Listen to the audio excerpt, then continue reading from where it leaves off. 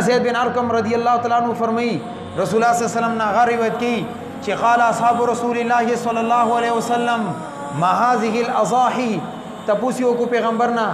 دا اللہ رسولنا یا رسول اللہ دا قربانی کول سشی دی دی څه مطلب دی دا څه شیز دی دا قربانی کول څه مطلب دی دی کې څه مقصود دی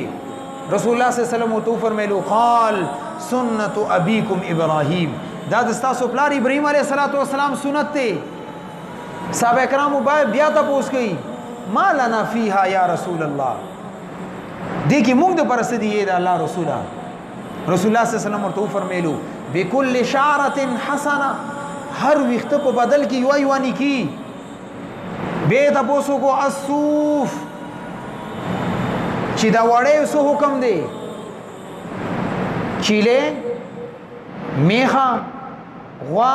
وې دی باندې وختوي ګډا اوه دی باندې وړې وي دی په باره کې تاسو کو اصوف دی په باره کې سو حکم دی چې کوم زنور باندې وخت نشته وړې دی دی سو حکم دی رسول الله صلی الله علیه وسلم ورته فرمایلو بكل شعره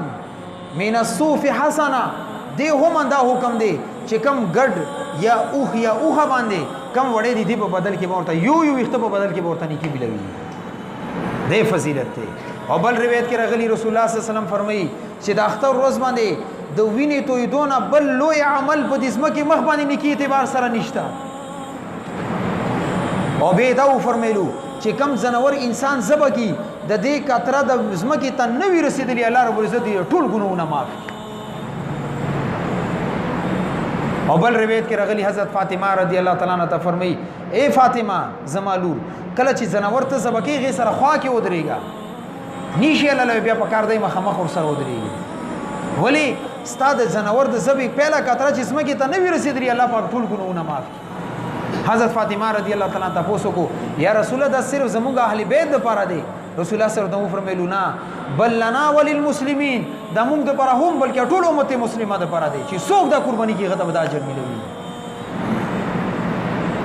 اور عبد الله بن عباس رضی الله تعالی عنہ یو روایت دی تبرانی نقل کړی دی چې په دې ورځ باندې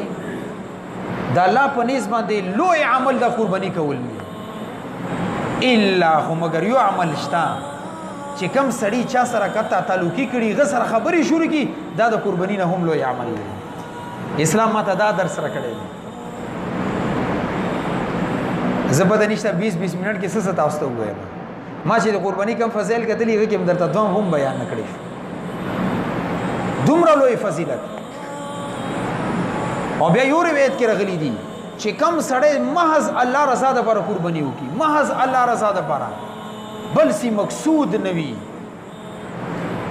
نبی روایت کې راغلی کان حاجبا له من النار دا قرباني کول دیته د جهنم د خلاصي ذریعہ ګرځيږي جهنم اور د دې مس کې حجاب ګرځيږي دا قرباني